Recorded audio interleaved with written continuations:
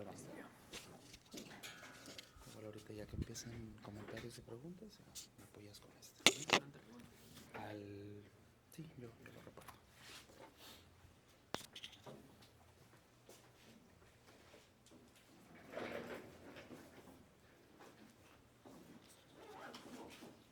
Le paso el micrófono. Lo fijo.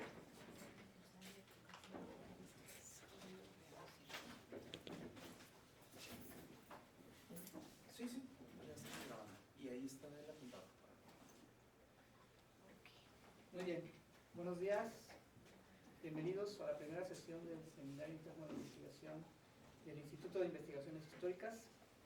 En esta ocasión nos acompaña la doctora Laura Camila Ramírez, aquí presente. Voy a leer su semblanza. Es doctora y maestra en Historia por el Colegio de México, magíster en Estudios Políticos por el Instituto de Estudios Políticos y Relaciones Internacionales de la Universidad Nacional de Colombia y politóloga por la misma institución. Es académica de tiempo completo del Departamento de Historia de la Universidad Iberoamericana, Ciudad de México, donde se ha desempeñado como coordinadora de licenciatura y directora del departamento. Se especializa en Historia Contemporánea de México y Colombia a través de 3 ejes: medios de comunicación, televisión, prensa y cine, relación entre catolicismo, política y cultura, y construcción de paz.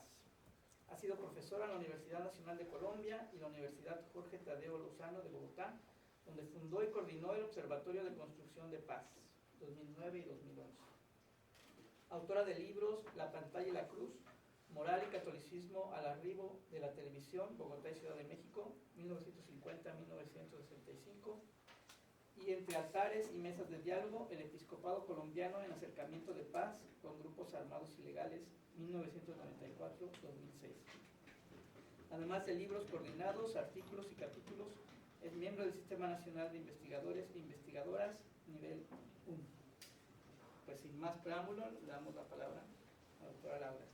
Adelante. Pues muchas gracias, de verdad. Muy amables por la invitación, por la convocatoria y la posibilidad de compartir con ustedes pues, parte de la investigación que he venido adelantando en torno a la televisión. Sí, en particular, en medio de una serie de temas y líneas de investigación en las que he trabajado, y quería compartir con ustedes el trabajo que he hecho alrededor de la televisión y el ejercicio de contraste, interacción entre el caso de México y el caso de Colombia. En particular, quiero detenerme en el lugar de la teleaudiencia, la formación, la invención, la aparición de los televidentes. Quiero agradecer, sí, de manera muy especial la invitación del instituto y de su directora Diana, por supuesto que nos acompaña, a la doctora Pilar, al doctor Ramiro, también a Jorge, que ayer leyó con mucha atención el libro y nos acompañó en la presentación, y bueno, pues todo el equipo que hace posible que estas cosas ocurran. A ustedes también como colegas, historiadores, historiadoras y bueno, en este caso, estudiantes del posgrado. Creo que también es muy estimulante poder compartir con ustedes parte de estas apreciaciones en torno a la investigación que he adelantado. También en función del tipo de seminario en el que estamos, un seminario de investigación, me voy a permitir hacer como unos apuntes de tipo más metodológico en torno a los argumentos y las apreciaciones que voy construyendo en torno a la temática. Hago un mayor énfasis en eso, digamos, a diferencia de otras pláticas y de otros espacios, por la importancia que tiene quizá el detrás de cámaras o el trabajo en obra gris, obra negra, a la que todos nos enfrentamos y que finalmente hace parte del indispensable, ¿no? de nuestro trabajo de investigación. Eso es lo que al final vemos y leemos todos, todas, pero en realidad lo que está detrás pues es un montón de decisiones, un montón de aplazamientos, de reconsideraciones, de reajustes en el camino, pero también de ciertas líneas con las cuales uno identifica una cierta hoja de ruta a seguir en el paso de la investigación.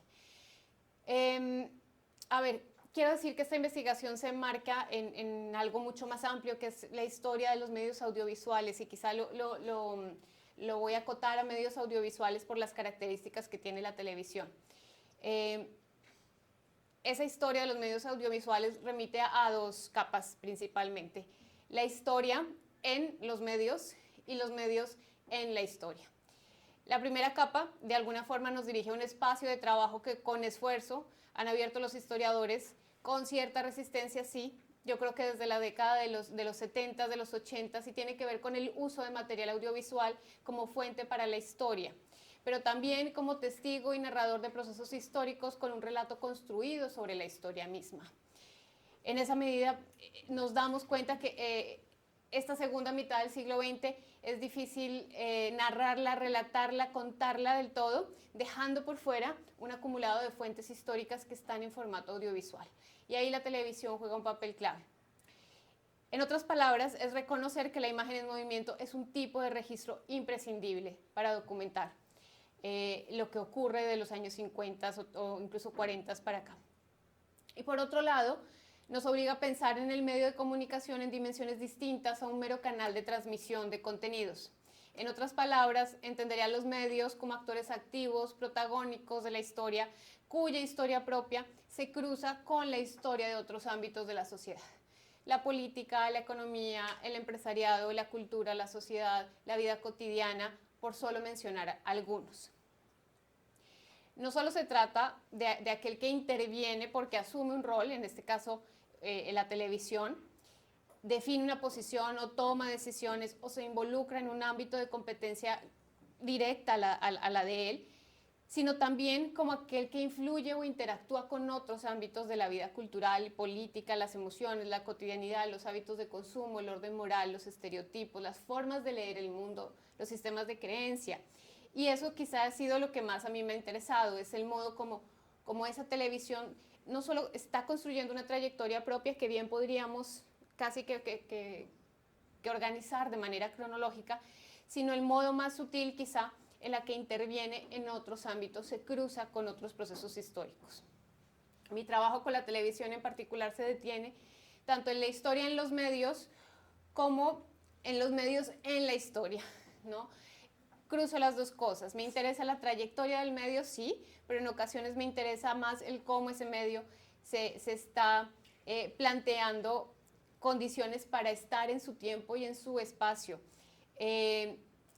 Cómo se va relacionando con otras industrias y con otros ámbitos y cómo traspasa incluso también fronteras que tienen que ver con lo local, con lo nacional y con específicamente el ámbito de los medios de comunicación. En esa medida entiendo la televisión en 3 o 4 dimensiones que mencionaré como punto de partida. Uno, como un productor de sentidos que le permite estar en su tiempo, leerlo, interpretarlo de una forma particular, no es ajeno a esa necesidad, igual que lo hacen otros actores. Lo que pasa con este es que produce sentidos y tiene la capacidad de transmitirlos de manera masiva. Y ahí cambiar un poco las cosas frente a otros actores. 2, un medio entre otros medios y con otros medios. Esto quiere decir que la televisión existe porque existió la radio, porque existió la prensa, porque existió el cine, porque existe la fotografía, el teatro, otras formas de comunicación masiva. Esto, digamos, en términos quizá de teoría de la comunicación, algunos han denominado como Jenkins convergencia tecnológica y convergencia cultural. La televisión es un poco producto de eso. Ocurre porque también hay otros medios que ocurrieron antes y esos otros medios no desplazan a la televisión en sentido estricto, lo que hacen es un ejercicio de interacción permanente. Y en esa medida creo que hace aún más complejo el objeto de estudio. La tendencia ha sido estudiar la televisión como un medio aislado, la radio como un medio aislado, el cine como medio aislado, y hay especialistas en cine, especialistas en radio, especialistas en televisión. Y sin embargo, la posibilidad real de que eso funcione sin la interacción con otros medios es casi imposible en el siglo XX. Quizá la época en la que yo estoy trabajando, que son los años 50, 60, donde aparece la televisión en Latinoamérica, encontramos una especie de temprana convergencia tecnológica. Es decir, ya tenemos cine, radio, televisión, prensa, operando de manera simultánea y al mismo tiempo interactuando entre ellos. Tercero, sí voy a entender a la televisión como un fenómeno global que parte en su origen, sin duda, de una experiencia local, sobre todo en la fase de implementación técnica, pero que tiene en su impronta y en su naturaleza una dimensión global que tendríamos que explorar y de la cual tendríamos que ser conscientes con más insistencia. Y finalmente quizá, y esto es más como una repetición que otra cosa, pero sí me parece muy conveniente, es finalmente una industria particular en el campo de las comunicaciones y el entretenimiento, pero que en ese campo es al mismo tiempo muchas cosas al mismo tiempo, valga decirlo. Y repito un poco, trayendo colación a Guillermo Orozco, la televisión en realidad no es una televisión, son muchas televisiones.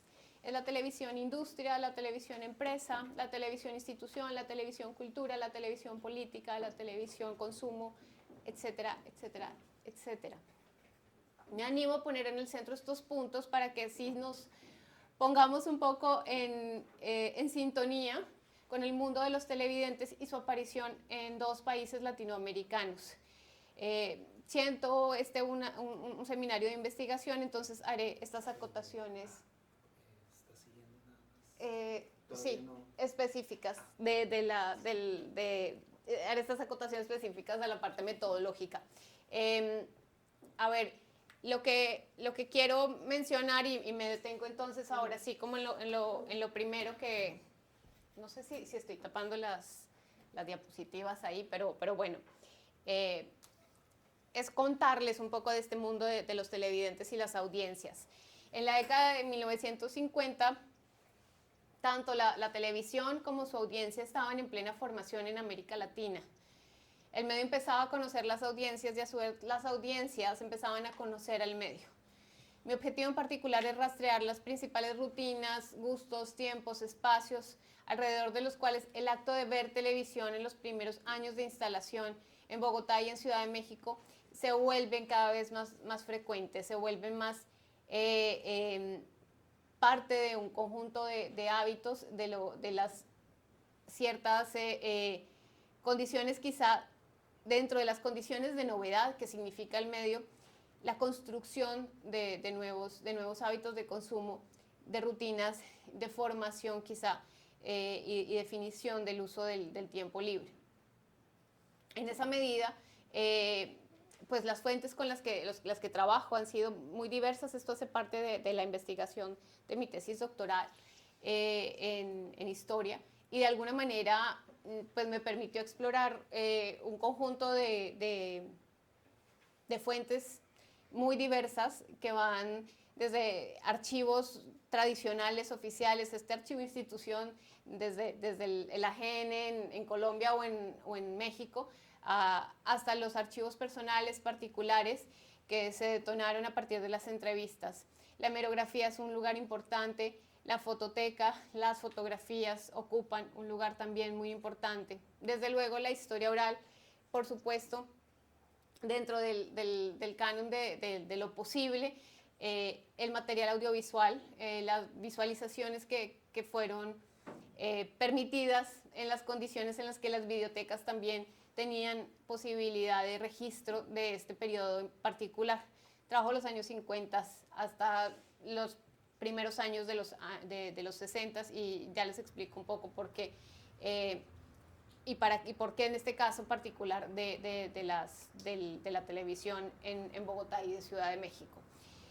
Sí quiero sostener que las prácticas de las teleaudiencias bogotanas y mexicanas, aunque bien son neófitas, quizá inexpertas, implicaron sociabilidades, relaciones e intercambios activos y complejos. Aquí la primera acotación. Hablo de 2 ciudades y 2 ciudades capitales latinoamericanas, donde la televisión ocurre en contextos urbanos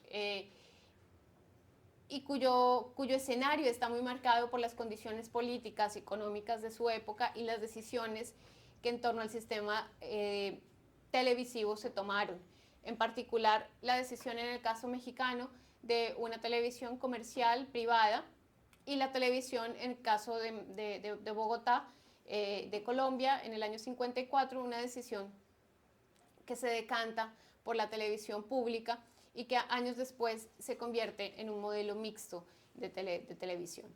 En el marco también de condiciones políticas muy particulares, en el caso de México, en la presidencia de Miguel Alemán, y en el caso de Colombia es de hecho la conmemoración, si se quiere llamar así, del primer año de gobierno de la dictadura militar de Gustavo Rojas Pinilla. Entonces, dos también regímenes políticos distintos, contextos políticos distintos, decisiones también en términos de lo económico y de las apuestas de desarrollo e industrialización. Creo que no tan distintas, pero sí con diferentes formas de proceder, ¿no? Finalmente la concesión en México queda en manos de privados y en el caso de Colombia queda asignada, ya lo mencionaré, a la Oficina de Prensa y del Estado y Propaganda del Estado. En los primeros años, ser televidente en la mayoría de los casos implicó participar en un acto colectivo de reunión con otros, en interacción con más personas. Este trabajo que he desarrollado plantea en particular que los telespectadores estaban definiendo en sus cotidianidades, así como en su lectura y reacción a los nuevos contenidos audiovisuales que estaban proyectándose. Los espacios y las experiencias de contacto con el nuevo medio oscilaron entonces entre la privacidad de las casas, la vecindad del barrio, las conversaciones de un café, la exposición pública en vitrinas comerciales o en espacios de servicio como hospitales, salas de espera o parroquias. Sin duda, bajo una pauta cambiante, sí tendiente a cruzarse con la evolución tecnológica que poco a poco va produciendo el medio, las regulaciones estatales, desde luego, las dinámicas comerciales para distribuir televisores y en especial las condiciones materiales de clase, muchas veces también los hábitos de entretenimiento de las sociedades urbanas de la época. La televisión creó un nuevo rol para los agentes sociales de la época. Digamos que se inventó a un nuevo personaje y ese personaje lo podríamos llamar como televidente. Teníamos audiencias, sí, en el cine teníamos audiencias, con la radio teníamos lectores, no teníamos televidentes, no teníamos la audiencia específicamente televisiva con lo que lo televisivo implicaba. Y voy a definir esa faceta de los individuos como la interacción de significados donde se conjuga la experiencia vivida con otros medios en particular, los referentes que tienen de esos medios, las prácticas y las condiciones materiales de quienes ven televisión. Haré una aproximación a las cotidianidades más frecuentes de los capitalinos como audiencias televisivas en torno a dos temáticas que me interesa abordar aquí, entre otras que se pueden abordar. Yo me detendré al menos en dos. ¿Quiénes eran los televidentes? Por un lado, es decir, de qué proporción estamos hablando, cómo caracterizarlos, cómo identificarlos, quiénes son o quiénes podrían denominarse como televidentes. Y segundo, qué prácticas predominaron a la hora de ver televisión en este tiempo de instalación del medio. Este recorrido sí nos lleva al final a definir de una u otra forma al televidente, que quizás es una definición que puede ser distinta a la que hoy nosotros tenemos o asumimos incluso en nuestra propia condición actual como televidentes. Propone una noción de audiencia televisiva en diálogo con ciertas teorías de la comunicación y con la experiencia histórica, y eso es un poco lo que yo me he abocado a hacer de manera más consciente. Sí he echado mano de la comunicación y de las teorías de la comunicación para empezar a entender un poco lo que yo estaba leyendo en las fuentes, en las entrevistas, en las fotografías, etc. Bien. Aquí haré alguna mención específicamente a la llegada de la televisión, porque sí es clave, digamos, como punto de partida y de contexto. En México el sistema televisivo se inaugura el 1 de septiembre de 1950 en Colombia se inaugura el 13 de junio de 1954. Hay que decir, el sistema mexicano es el primero en América Latina, el que empieza, digamos, con la racha de instalación de televisiones en América Latina. Y los proyectos, como les decía, son antagónicos en su concepción y en su apuesta principal. Aquí la segunda acotación metodológica. En sentido estricto, no estoy hablando de una comparación en esta investigación. Quizás estoy más cercana a un contrapunteo cuya función en realidad es permitir que un caso se refleje en el otro. Y que en ese reflejo que tiene un caso México y otro caso Colombia, podamos resaltar similitudes, diferencias, conexiones, cruces, de pronto descargar la idea de que los casos son muy particulares o son muy especiales frente a otros casos en América Latina. Claro que hay particularidades, pero también hay muchas similitudes, más de las que a veces quisiéramos o pensáramos, pese a la diferencia que tienen sobre la base de concepción, televisión privada y televisión pública. Esta es una imagen de hecho ese es uno de los anuncios que salen justamente el 1 de septiembre de 1950, cuando el presidente Miguel Alemán emite el cuarto informe de gobierno y con el cual se inaugura la televisión en México, a partir de la concesión otorgada a Rómulo Farril, quien era dueño del periódico Novedades, quien empezó transmisiones de Canal 9, XHTV, y que pues posteriormente empezó, digamos, toda la actividad televisiva en México. Hubo evidentemente experiencias más experimentales en el Poli, mismo González Camarena hicieron otro tipo digamos que experimentos con la televisión, pero realmente de manera ya constante, sistemática y oficial, la inauguración se hace el 1 de septiembre de 1950, después llega Canal 2 de Emilio Azcárraga Vidaurreta, llega Canal 5, es una concesión que se otorga a González Camarena, y en el 55 se fusionan los tres canales con tres dueños diferentes en una sola empresa que se va a llamar Telesistema Mexicano, misma que sobrevive hasta 1973, cuando aparece Televisa S.A., que es digamos que el Televisa que conocemos hoy, Grupo Televisa hoy en día, con conglomerado de medios de comunicación. Pero realmente desde el 55 la participación mayoritaria es de Azcárraga. Aquí sí paréntesis y nota al pie muy de actualidad. Hoy en día ese Grupo Televisa, si bien la familia Azcárraga continúa teniendo mayoría accionaria, tiende a perder de manera cada vez más interesante, y digo porque si hay un nombre que asociar a Televisa es justamente el de la familia Azcárraga, una participación cada vez más disminuida en su composición accionaria. Recientemente acaban de vender otro paquete de acciones a dos de los ejecutivos de Televisa, la vende el propio Emilio Azcárraga, Jan, de modo que su participación en la empresa es cada vez menor desde que la empresa se pone en la Bolsa de Valores de México. Realmente esta es una línea de trabajo, solamente en términos de historia de la empresa se podría trabajar Televisa, y en eso hay colegas que lo han hecho de forma espléndida. De pronto, sin duda, el trabajo de Andrew Paxman es uno de los más reconocidos, y ahí hay un estudio muy interesante por continuar haciendo en torno a la historia de la empresa.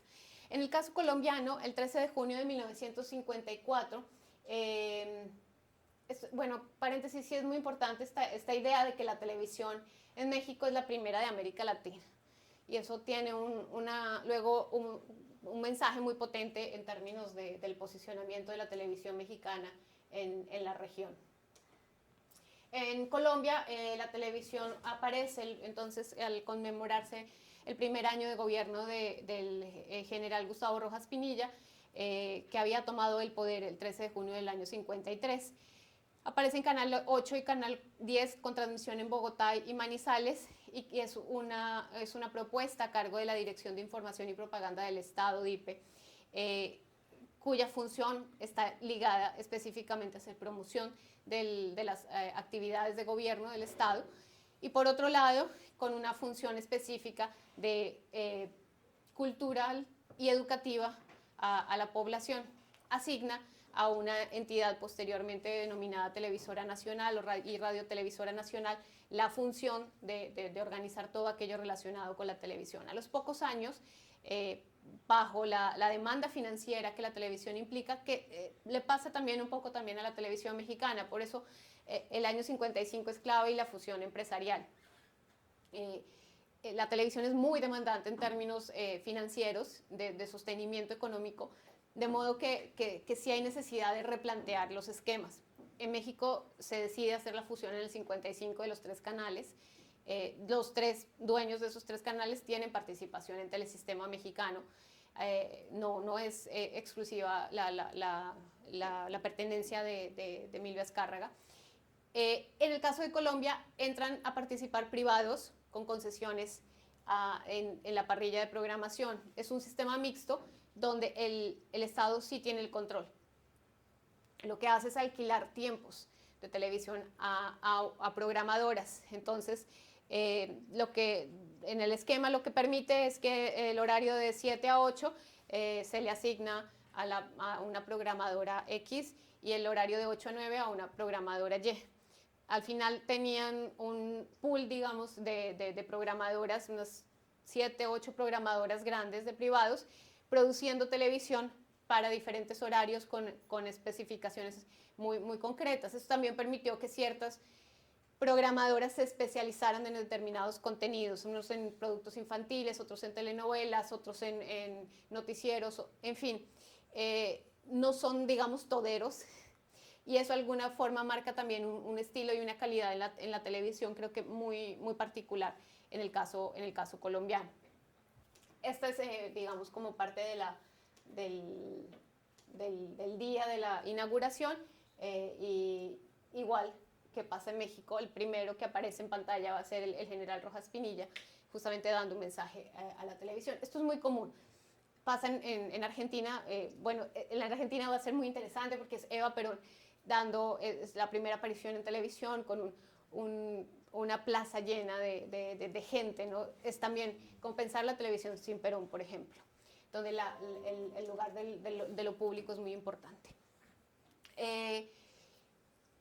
Pasa un poco a pensar en realmente qué datos tenemos sobre la tenencia de televisores y cómo pensar en televidentes frente a la adquisición del aparato receptor. Finalmente la televisión depende de eso, depende de que exista un aparato donde sintonizar la imagen en movimiento transmitida a distancia. Y realmente las cifras son muy precarias y la forma de rastrear el número de televisores en cualquiera de los 2 países es, yo diría que bastante sensible. Los datos que yo he encontrado con mejor confianza son los que ofrece la UNESCO. La UNESCO tenía un área dedicada y se dedicó en los años 50 y 60, yo creo que hasta entrado en los 70, a hacer reportes sobre la forma como la televisión estaba creciendo en los distintos países del mundo, y lleva unas cifras más o menos consolidadas, estandarizadas para todos los países, y creo que es el que mejor admite la comparación. Internamente las cifras son muy volátiles, no hay claridad. Por ejemplo, para Colombia se reporta que al menos 1.500 aparatos de televisión llegaron a Cartagena, importados por el gobierno para el primer día de instalación de la televisión en el año 54.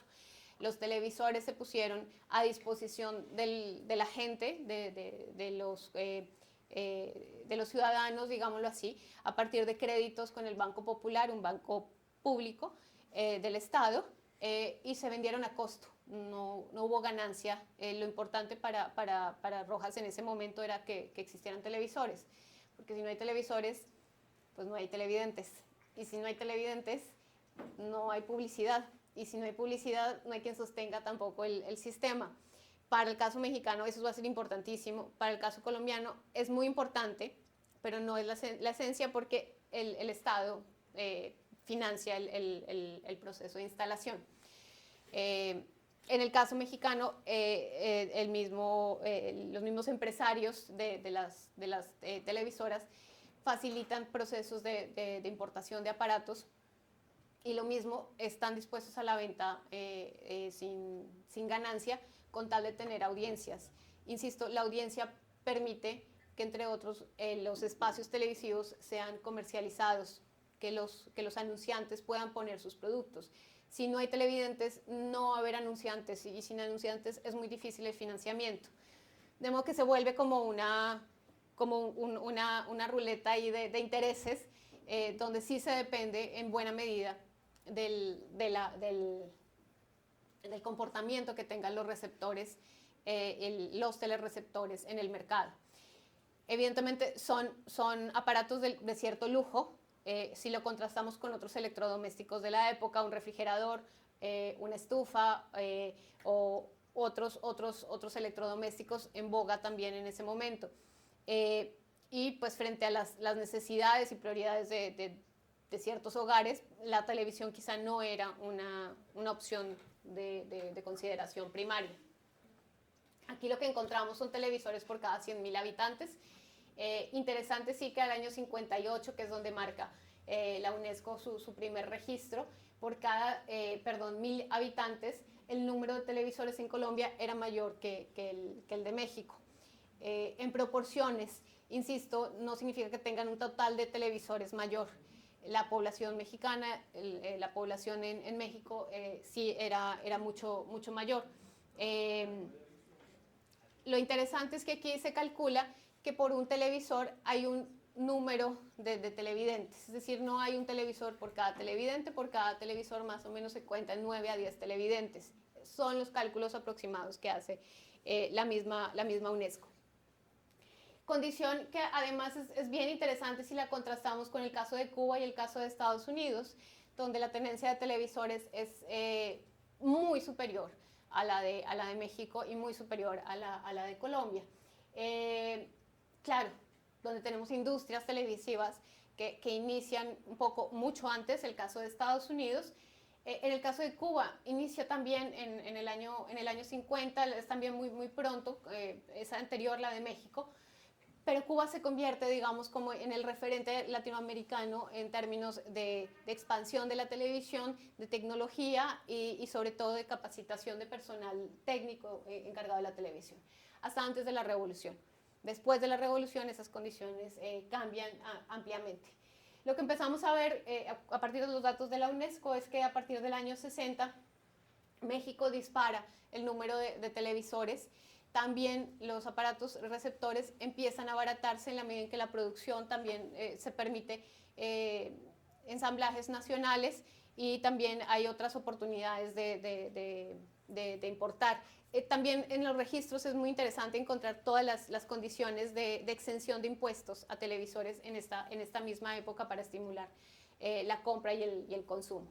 A lo que voy es que este tema es clave para entender un poco cómo la industria está cambiando, cómo se está haciendo de un mayor número de aparatos que facilita un crecimiento de audiencias, en números de audiencias, ¿no? Y sin embargo sigue siendo cifras muy precarias o quizá muy tímidas frente a casos como el de Estados Unidos, por ejemplo, y por otro lado, cifras que nos hacen pensar cómo caramba se comportan los televidentes si no hay televisores. ¿Quiénes son los televidentes si no hay suficientes aparatos receptores? Y justamente quizá aquí es donde yo me detengo, porque lo que a mí me interesa más, debo decir, tanto en México como en Colombia, es justamente pensar las audiencias en su etapa de surgimiento cuando podemos decir son televidentes sin televisor. Y cuando hablamos de televidentes, sí nos referimos a un grupo heterogéneo y cambiante. Pese a la novedad de la práctica, la segmentación del público fue un fenómeno casi inevitable, natural desde el inicio, es decir, cuando hablo de segmentación me refiero sobre todo a público femenino, público masculino, público infantil, público adulto, que se fue con el tiempo especializando en la medida en que la programación también facilitó esas condiciones de especialización. Dentro del público masculino, una serie de programas, dentro del público femenino, otros distintos géneros televisivos, y dentro del público infantil, por ejemplo. En ese marco concebiremos la recepción como una interacción mediada por diversas fuentes y contextualizada material, cognitiva y emocionalmente. Ahí en específico estoy citando el trabajo de Guillermo Orozco. Los públicos otorgan y modifican los sentidos de los mensajes recibidos de acuerdo con los marcos culturales que les son propios. Y en particular mi trabajo documental permite corroborar esa condición. Aún en los años 50, siendo televidentes en surgimiento, neófitos, tenemos unas experiencias de audiencias activas e interactivas que están en diálogo con lo proyectado en pantalla, que reaccionan, que no son meros receptáculos, sino que están todo el tiempo propiciando una respuesta a lo observado en la pantalla. Y esas respuestas son las que yo he podido ir rastreando a partir de la investigación documental en diferentes tipos de fuentes. Se trata de alguna forma de tres grupos de audiencias. Esto es un poco lo que les he comentado hace un momento sobre las audiencias activas e interactivas, que si bien coincidían por el reducido número de aparatos, porque en efecto tenemos un poco número de aparatos receptores y la falta de un amplio margen de contenidos, la programación también está reducida a un segmento del día, generalmente la tarde, ya lo vamos a ver. Empezaron sí a definir ciertos gustos diferenciados y ciertas preferencias. Ahora bien, las condiciones materiales y el sector económico de los televidentes también influyen en sus prácticas y en sus rutinas de televisión. Y en las formas como de manera muy ingeniosa se empezaron a crear ciertas rutinas. Insisto, más aún cuando no había televisores. Una mirada muy general a la programación sí nos permite identificar cómo están segmentados esos públicos y de qué forma podríamos empezar a diferenciarlos, y cómo se empezaron a hacer activos tanto en espacios públicos como en espacios privados, como en espacios que denomino como semipúblicos. Casi en cualquiera de los tres casos, el acto es casi colectivo, es frecuentemente colectivo. Ver televisión en unas condiciones de cierta intimidad o como un individuo, un único televidente frente a un aparato, es la excepción. La regla tiende a ser más de pensarse como un espacio donde se comparte con otros, independientemente que sea un espacio público, un espacio privado o un espacio semipúblico. ¿Qué se veía? ¿Y por qué me interesa? Y aquí una cuarta, creo que nota metodológica. Porque para hablar de televidentes necesito saber qué hay en la programación. Si bien este no es mi principal tema de investigación, es decir, no investigo los contenidos, no investigo la parrilla de programación, sí me interesa saber y entender qué están viendo esos televidentes. Necesito saber qué contenidos les llama más la atención eventualmente, en dónde están programados esos contenidos, en qué franjas horarias, para entender cuáles son sus hábitos, sus prácticas y sus formas de interacción con el medio. Lo que yo hice cuando me acerqué a la programación fue clasificarla en ámbitos y en géneros. Son géneros muy tradicionales que en términos de comunicación y de la propia organización de la producción televisiva se suele hacer. La franja de entretenimiento, informativos, educación y cultura y otros, se encontraban géneros de entretenimiento, ficción, deportivos, infantiles, informativos, culturales, educativos, religiosos, entre otros. Y esto quizá hoy no aplique del todo. Hoy tendríamos que meter otros géneros, reality shows, no sé, otro tipo los concursos de otra índole, además deportivo, que no son transmisiones deportivas. En fin, hay otros géneros porque así, digamos, ha funcionado la televisión misma. Pero a lo que voy es que este ejercicio, que en parte también fue cuantitativo, lo que me llevó fue a revisar las parrillas de programación de identificar qué se estaba programando en los horarios, en las distintas franjas de horarios, compararlas y clasificar la información que me estaba arrojando esa revisión de las parrillas de programación.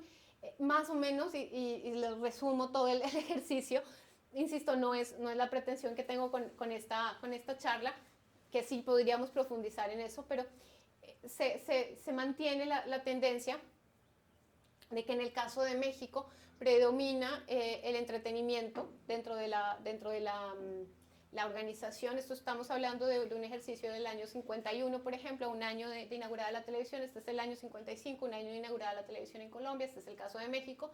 Predomina la programación de productos de entretenimiento.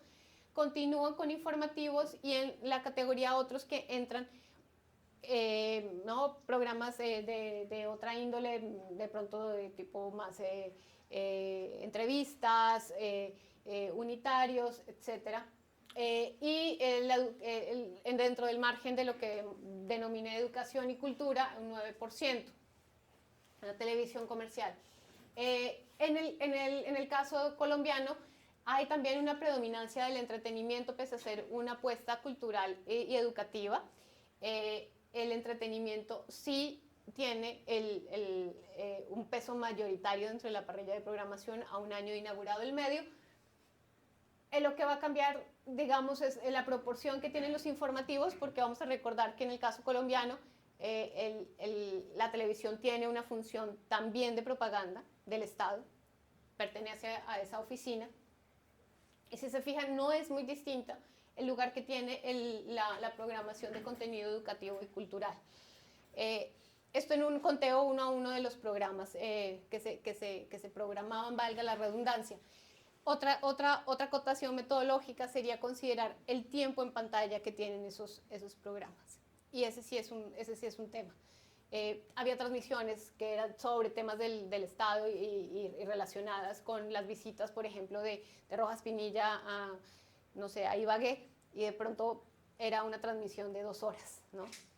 Entonces puede variar en muchas ocasiones en función de muchos otros aspectos. Sin embargo, esto era lo que más o menos a lo que se abocaban nuestros televidentes en esa época. Esto ya es un ejercicio para el año 55, 5 años después. Este es para el año 60. Las proporciones cambian. Un poco crece un poco más la franja educativa y cultural en el caso mexicano. En el caso colombiano también crece la franja educativa y cultural, disminuye los informativos. Aquí ya no está la dictadura de Rojas. Esta es la programación del primer día. Creo que, no sé, pero ver la programación en el periódico, que es un hábito muy, muy común en la época, hasta no hace mucho, lo habitual era saber a qué hora se programaba determinado programa que uno tuviera interés en conocer a partir de la publicación de un anuncio en el periódico, ¿no? Y eso es finalmente con lo que trabajé. Las franjas de televisión están sobre todo organizadas en este tiempo en las horas de la tarde, y la tendencia es al crecimiento apuntando al mediodía y en las horas de la noche.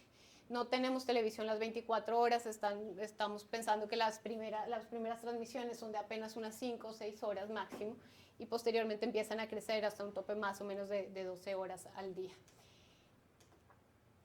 ¿Cómo se veía esta televisión?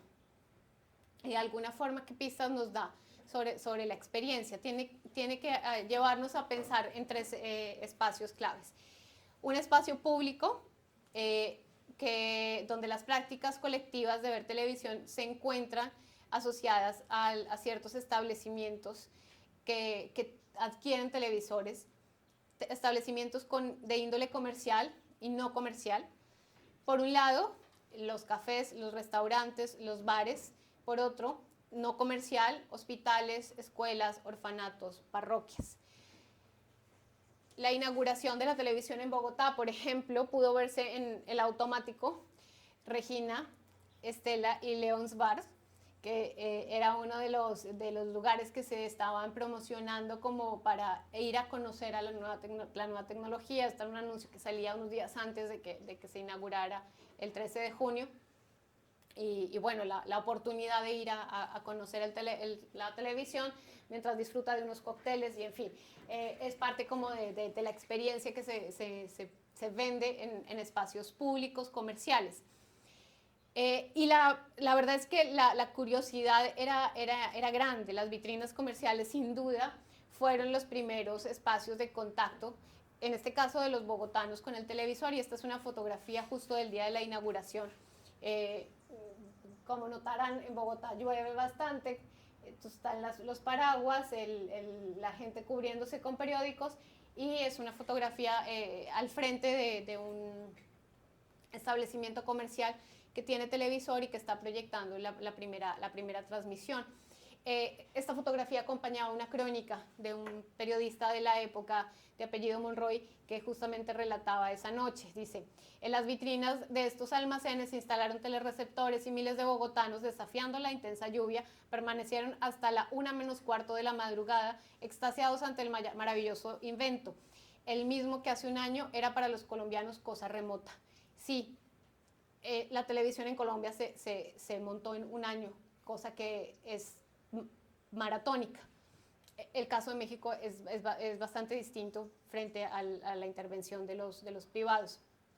Es un capricho un poco de Rojas Pinilla, bajo la idea de conseguir que la alfabetización que antes se hacía con radio se logre con televisión. Y la idea integradora, que la televisión esté en todo el país y que haya una red de televisiones. El problema en Colombia en la instalación tuvo que ver con la topografía. Sí es de las instalaciones más demandantes a nivel tecnológico por las montañas, las tres cordilleras. La tecnología con la que se implementa es alemana, y finalmente los ingenieros alemanes son los que organizan un poco todo el aparataje de antenas y todo lo que permite la instalación. La tecnología más a nivel de la unidad móvil es estadounidense, y bueno, sí se hace en un tiempo récord. Con los caminantes curiosos detenidos frente a los cristales de los edificios, el aparato técnico y el medio como experiencia se integraron en realidad a la calle y sus rutinas. La admiración era, creo yo, por partida triple. El televisor como tecnología, sí, conocer el aparato, la televisión como sistema de comunicación y el televidente como un actor en plena formación. Previo a la inauguración en calidad de préstamo, por ejemplo, la Radiodifusora Nacional en Colombia distribuyó televisores en puntos de alta afluencia para garantizar que la primera emisión fuera vista en mayor número de espectadores.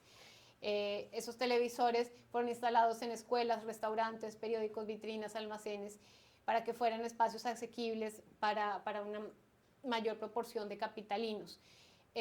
Incluso en el Boletín de Programación, que es una revista que empieza a organizar la Radiotelevisora Nacional, bueno, ya existía un poco antes, pero empieza a introducir temas de televisión.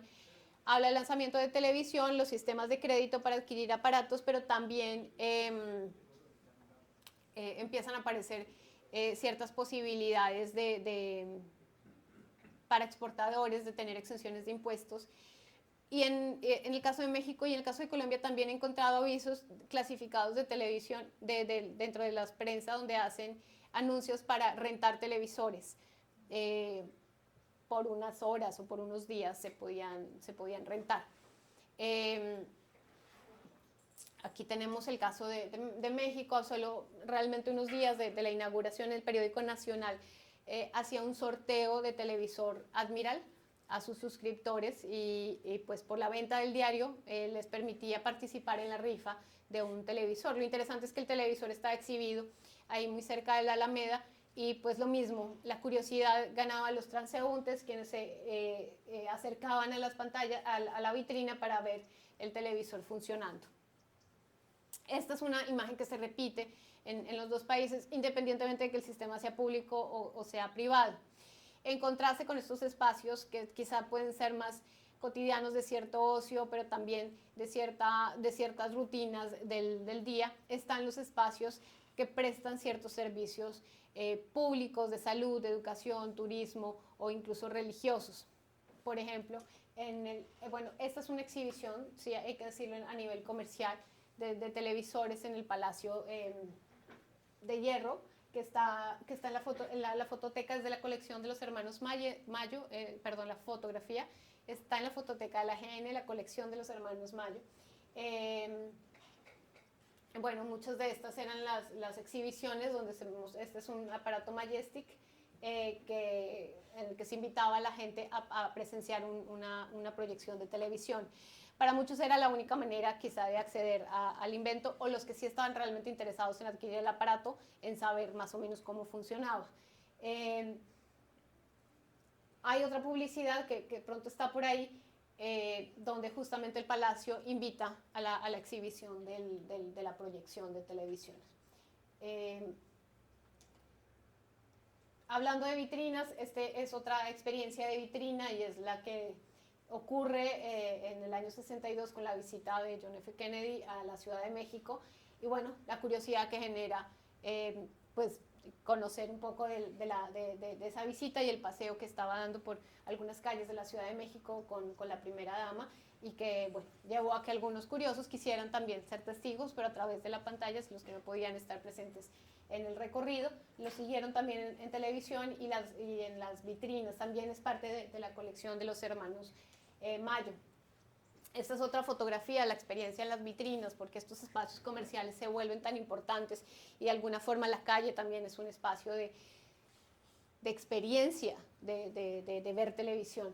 Este es del año 70, ya casi 20 años después de inaugurada la televisión. Estas prácticas se siguen repitiendo, esto a partir aquí podemos ver el afiche de México 70, a propósito de la proyección de un partido de fútbol, que es lo que está saliendo acá. La imagen ahorita no lo permite, pero sí, si hacemos un buen acercamiento, sí se puede ver.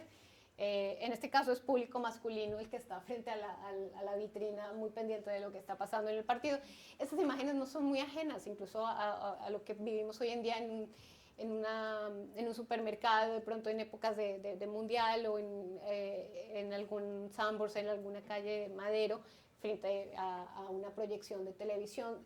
Es esta práctica de ver, de no quererse perder de algo, de parar un momento la caminata y de sentarse a ver la proyección. Y les decía que en contraste están estos otros espacios también públicos que no son de ocio, quizá que no están ligados a la experiencia comercial tampoco, pero que también permitieron la interacción con el medio. En particular, este es una fotografía del asilo taller para niños inválidos en Colombia, que en el año 54 recibe la donación de receptores. También en la clínica San Rafael, que es esta de acá, que es una clínica para la sección de niños, también recibe otra donación de televisores. Y pues hay fotografías de los niños viendo la televisión. Este es el caso en particular del Hospital Infantil del Modelo del Norte, que es organizado por una comunidad de religiosas. Reciben también una donación de televisores. Entonces la fotografía en el periódico El Independiente es el momento de la entrega de televisor a la hermana. En la parroquia de Chapinero también se conformaron teleclubes. En particular, esta es una fotografía del año 54. Este es un barrio más céntrico de Bogotá. La televisión en el Juniors Club, así se llamaba, del padre Fernández, que organizó teleclubes. Los teleclubes, y aquí ya esto es harina de otro costal, pero los teleclubes son otra experiencia de ver televisión promovida por ciertas parroquias, también documentada por la experiencia francesa de conformación de teleclubes como forma de socialización con el medio, pero también de poder ver televisión y después hacer una especie de reflexión sobre los contenidos que se estaban presentando. La iglesia retoma un poco esa experiencia de los teleclubes y dice, pues, ¿cómo podemos hacer para que algunos tengan entretenimiento de televisión, porque no pueden tenerla en su casa, pero al mismo tiempo sea una experiencia guiada, orientada, mediada también porque cuide las buenas formas y el buen comportamiento y los valores de un buen cristiano, ¿no? O sea, bueno, este es un grupo de niños en este teleclub.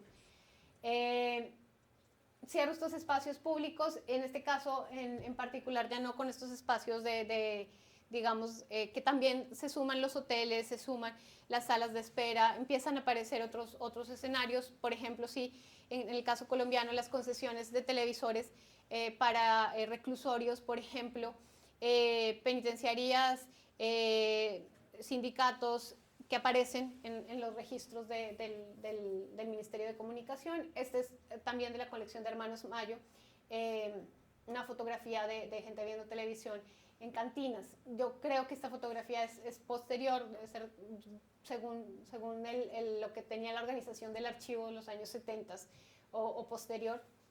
No obstante, creo que nos da una idea de ciertas sociabilidades ligadas a la televisión. Quizás esto es un poco ya posterior.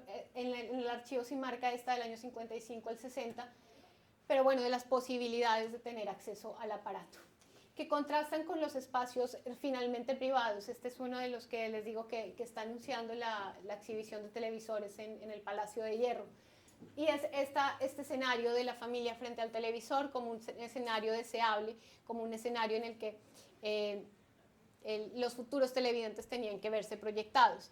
El plano privado sí es preciso destacarlo desde dos puntos de vista. Primero es la concepción de que el televisor es un artefacto con una raigambre doméstica, diseñado para la casa, pensado para que ocupe un lugar en el hogar. Y dos, la idea de que su punto de referencia es la idea de la, valga la redundancia, la idea de la familia reunida alrededor del aparato. O sea, no solo es el aparato doméstico, es la familia alrededor del aparato. Y son dos imágenes que se repiten de manera constante en la publicidad. Dos imágenes que fueron parte del mito fundacional, no tanto así de la realidad, de la experiencia de ver televisión, frente a la poca capacidad de distribución de televisores entre las familias, y al mismo tiempo las dinámicas mucho más abiertas, mucho más quizás recursivas de ver televisión en espacios públicos y semipúblicos. Sin embargo, esta imagen se repite en las publicidades de manera constante. El arribo de los televisores no logró hacer presencia en las casas, en las familias, como lo muestra la publicidad, y aún así fue la fórmula más certera de vender televisores, quizás aspiracionista, del deseo de que algún día este fuera parte de los miembros de la familia, este fuera uno de los miembros de la familia. Evidentemente son familias nucleares, urbanas, papá, mamá, hijos, incluso el mismo estilo de las imágenes sí permite ver una suerte de American Way of Life, familias blancas, ¿no? Con ciertas formas más estilizadas que no tenían mucho que ver con la experiencia de familia extendida, más propia latinoamericana, mucho más diversa, donde convive la abuela, el tío, el sobrino, en fin, todos entran, salen.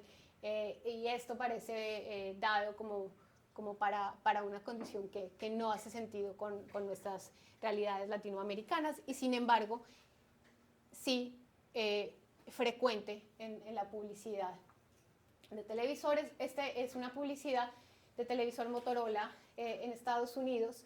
Este es del año 51, y lo que quería era contrastarlo con la publicidad de Zenith. Para el caso mexicano es el mismo año, el 51, un año de inaugurada la televisión, un anuncio de Zenith, más o menos como repitiendo la misma imagen, ¿no? El papá con la pipa, la señora con su bandeja y los refrescos o el agua, los dos niños junto al papá viendo la televisión, la niña en el piso, el otro niño en otro asiento menor, el mejor asiento para el papá, la disposición misma de la sala y las condiciones, digamos, pensadas para que ese ambiente fuera acogedor, permitiera pasar una jornada un poco más extensa frente a la pantalla, y al mismo tiempo idealista, con la idea mucho de llevar felicidad al hogar, que es más o menos el mismo lema que tienen los dos anuncios publicitarios. La televisión para su familia es una necesidad, para usted solaz y satisfacción de llevar la felicidad a su hogar. además de tener referencias sobre el artefacto, que además son artefactos muy especiales porque encima se pone una fotografía, un florero, en fin, venían tocadiscos, eran grandes, había que buscarles un lugar muy bien acondicionado en la casa. Y esta es la imagen que quizás sea menos repetida en la experiencia bogotana y en la experiencia mexicana. No obstante, si nos basáramos solo en los periódicos, pensaríamos que así se veía la televisión. Esta es una foto de los hermanos Mayo de la misma colección, es posterior, de los años 80. Yo tengo la impresión de que estas últimas fotografías de los hermanos Mayo sobre gente viendo televisión son menos espontáneas, son posiblemente fotografías posadas para ciertas de pronto imágenes publicitarias o un stock de fotografías que necesitaron para fines distintos.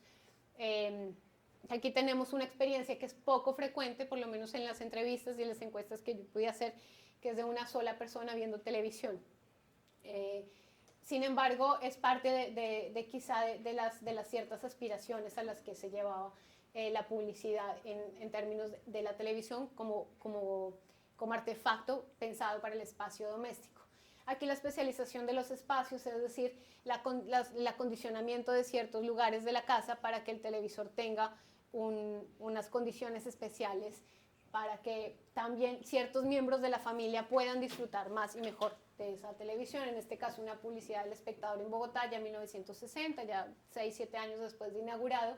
El hombre necesita de un rincón y ese rincón tiene un televisor, ¿no? Esta es una fotografía muy clásica de Casasola, de la Fototeca Nacional en México entre el año 55 y 60, de una niña con el televisor. Es una fotografía que en mi caso se parece mucho a esta con la que inaugura la publicidad en Colombia. Bueno, no la tengo acá. La idea de que el niño sea el control del televisor, pero incluso la idea sí de compartir un espacio doméstico que quizá está más cercana a ciertas condiciones socioeconómicas y materiales de la que no podían disponer todas las familias mexicanas. Y esta también es una fotografía de la colección de los hermanos Mayo, que ellos han denominado en la fotografía en colonia proletaria, en colonia obrera del año 1957, y que nos da cuenta de otras condiciones de distribución de la casa, de asignación de un lugar para el televisor. Es una fotografía, dice el archivo, de una casa tomada de la colonia Simón Bolívar en la Ciudad de México, que permite contrastar estas condiciones socioeconómicas también distintas de la experiencia de ubicar un televisor en un espacio doméstico, un espacio privado. Muy posiblemente por las fuentes con las que yo he contrastado, estas casas se vuelven también un espacio también de experiencia televisiva semipública en la que se reciben a vecinos y a otros familiares para ver televisión. En este caso, el salón grande hace las veces de comedor, de sala, de recámara y al mismo tiempo el lugar donde se exhibe esta novedad tecnológica. Muchos de estos televisores en vecindades eran adquiridos por todos los vecinos, es decir, había una colecta para adquirir un solo televisor para todos. O bueno, no tendríamos muchas posibilidades de saber exactamente, en este caso, cómo el televisor llega acá, pero sí imaginarnos estos espacios que nos están llevando más quizá a condiciones de transformación del espacio doméstico, aunque tengan pertenezcan a otros sectores socioeconómicos que no las clases medias y altas que estaban adquiriendo los televisores a los inicios. Este es del año 57. Quizá para mí un parangón similar a estas fotografías, esta caricatura del año 63 en Colombia, donde dan cuenta un poco la revista Cromos de un arriendo de 900 pesos en una cómoda habitación para familias, servicios completos, amplia, cómoda, moderna. Pero la amplia, cómoda, moderna es toda la familia en unos camarotes de 3, las ollas, el papá aquí sentado y el televisor allá arriba, ¿no? Todo súper condensado quizá ya pensando más en unidades habitacionales, en otro tipo de fórmulas de vivienda que se están dando en la época tanto en México como en Colombia. y bueno, las colecciones nos dan cuenta fotográficas de un montón de experiencias distintas donde el televisor ocupa un lugar en el espacio doméstico en diferentes condiciones, en diferentes momentos de la llegada de la televisión, en contraste con esas experiencias públicas donde el televisor es parte de algo que ocurre en simultánea con otras cosas. La incursión de la televisión como experiencia y del televisor como tecnología a la vida cotidiana doméstica es una conexión con el mundo y al mismo tiempo, comillas, y aquí cito a Ibáñez en su libro sobre sociología de la vida cotidiana, lo único que retiene en casa, y eso lo hace muy especial y muy paradójica la televisión, es una contradicción, es una posibilidad de conexión con el mundo, con el afuera, manteniéndose en casa. Es algo que lo retiene en casa al individuo desde esta perspectiva doméstica. Los que estaban afuera viendo televisión no tienen esa experiencia. Y la invitación de los anunciantes, de los que venden televisores, es manténgase en casa, resguárdese en este espacio seguro que usted conoce y que considera cómodo y conozca el mundo desde el sillón de su casa. Esa experiencia de cambio es bien interesante porque nos habla de un progresivo cambio de la ritualidad que significaba la televisión, porque es algo novedoso, es algo que no ocurre todas las veces, que se da en ciertas condiciones, a la introducción de una rutina. El paso de la ritualidad, de lo excepcional, a lo rutinario, lo repetitivo, lo que se ve de manera constante en ciertas condiciones, es algo que se logra con el tiempo y quizá más pronto que tarde en el caso mexicano y en el caso colombiano. En ese ínter, los espacios semipúblicos, desde mi punto de vista, se vuelven también claves en esta experiencia de ser televidente, y es entenderse en esas rutinas, en la interacción con otros que le permiten al individuo ser televidente por un ratico. Entonces, lo que encontramos son prácticas colectivas entre personas que no necesariamente tienen vínculos familiares y que podían llegar a ser mediadas por el pago de un pequeño precio para acceder a una jornada de televisión. Cito aquí una entrevista. Había un vecino de nosotros que tenía televisor, se llamaba Arcesio López. Bueno, él nos daba permiso para ver cuando había cosas importantes, las manifestaciones, desfiles, procesiones, fútbol. Él también era el único que tenía teléfono y nos hacía el favor de recibir las llamadas. Hizo una entrevistada en Bogotá. Y como esta entrevistada, varias entrevistas ratifican esta tendencia a que un vecino de la cuadra fuera el que tuviera el televisor y que fuera el lugar de reunión. Con estas prácticas espontáneas surgió también una nueva modalidad, quizá de cierto negocio doméstico, cobrar por la asistencia a una jornada de televisión. En una entrevista en el año 93, el director y productor de teatro mexicano Manolo Fábregas comentaba que durante la transmisión de sus teleteatros en los años 50 y 60 recibió cartas de agradecimiento de personas que habían logrado ciertos ingresos extras por haber hecho exhibiciones públicas de sus programas de televisión caseras, ¿no? Dice en su momento Manolo Fábregas cobraba dos pesos la entrada y ponía sillas en la sala como si fuera teatro, y los domingos juntaban la renta. Sí, encontraba en el archivo, en el caso de la Ciudad de México, especificaciones de regulación de estas salas en la medida en que se volvieron más frecuentes, no más de un determinado número de personas, considerando de pronto algunas medidas de seguridad. Eran situaciones muy espontáneas que se daban, pero sí empezaron a ser más frecuentes, y sí he encontrado algunas condiciones de regulación más o menos básicas como para que se cuidaran ciertas formas y ciertas condiciones de seguridad. Este tipo y aquí hago otra acotación metodológica. Si en la parte de la revisión de las experiencias públicas, la fotografía fue clave en la investigación y la recuperación de material de las fototecas fue clave para ir identificando estos espacios públicos tan variados y tan diversos de interacción con el medio.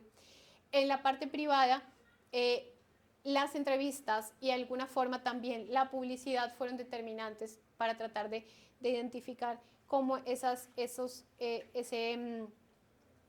pues ese entramado de espacios estaban dispuestos para el televisor en el ámbito doméstico. En el caso de los espacios semipúblicos, quizá sean las entrevistas directas las que me han permitido de manera mucho más amplia conocer más detalles sobre estas prácticas, el cobro para asistir a las jornadas, la renta de televisores o la compra comunal de televisores. Igualmente, encontrarse en las cartas de lectores, en las revistas especializadas, como por ejemplo Teleguía o TV 54, 55, 56, en fin, según el año, en México, permitía identificar este tipo de prácticas. Entonces escribe vecinos de la colonia obrera, le solicitan al Canal 2 que por favor los escotes de la señorita Quintana sean menos pronunciados porque pervierten a las juventudes que están viendo la televisión. Y firman vecindad tal, no sé qué, no sé qué. Que también es muy común encontrarse, leer entre líneas ciertas formas de ver televisión en los correos de lectores y en la forma como se expresan a ciertas instancias sobre los contenidos televisivos.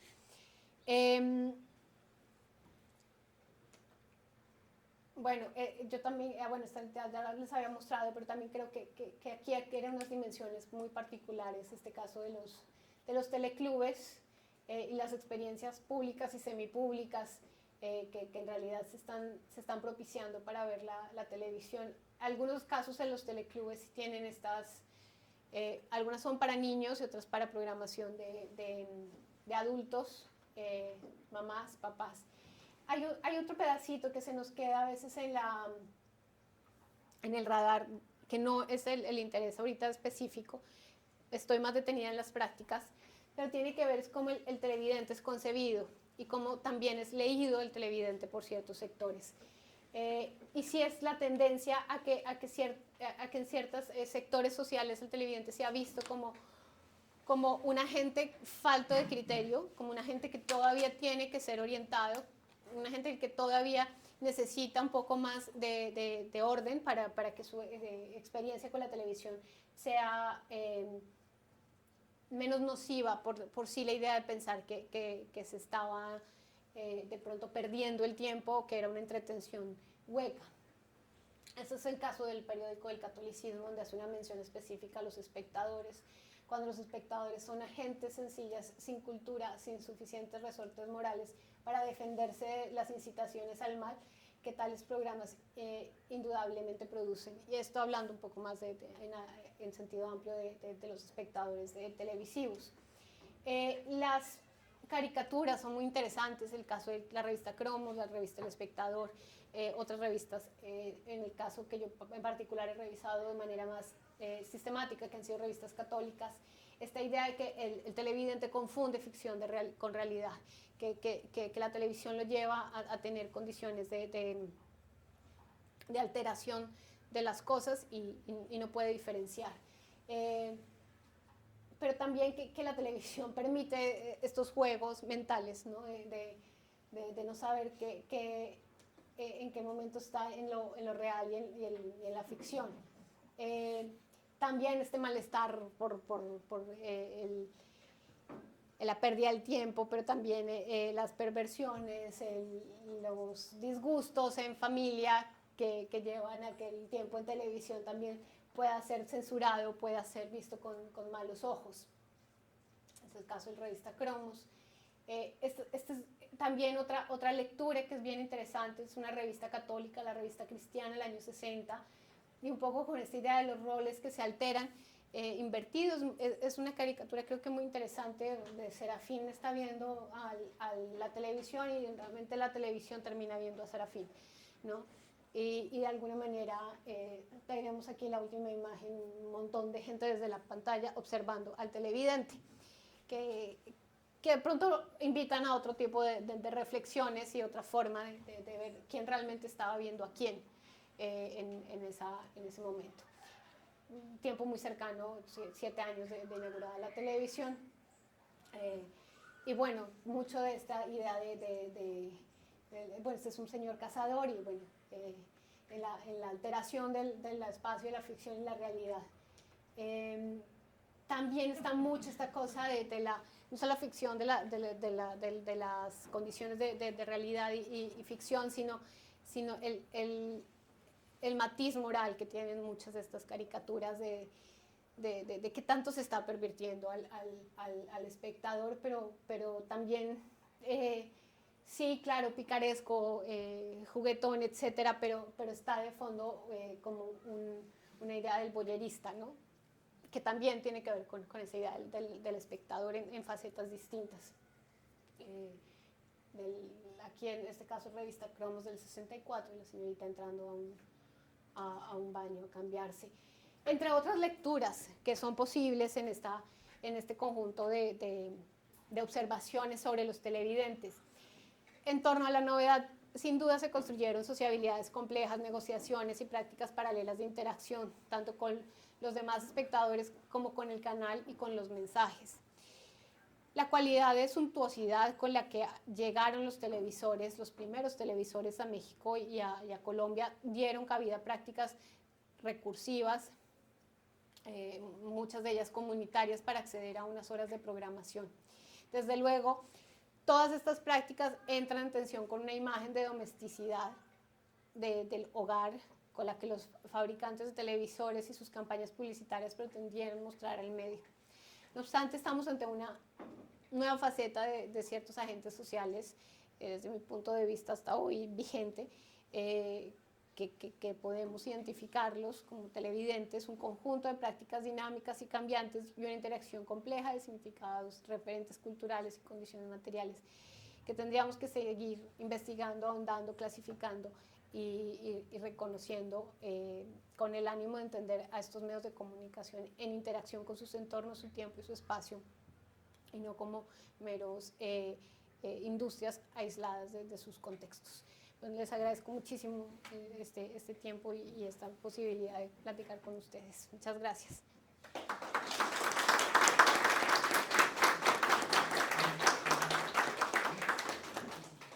Muy bien, pues comenzamos con el tiempo de las preguntas. Muchas felicidades. Permítame. Discúlpame. Sí.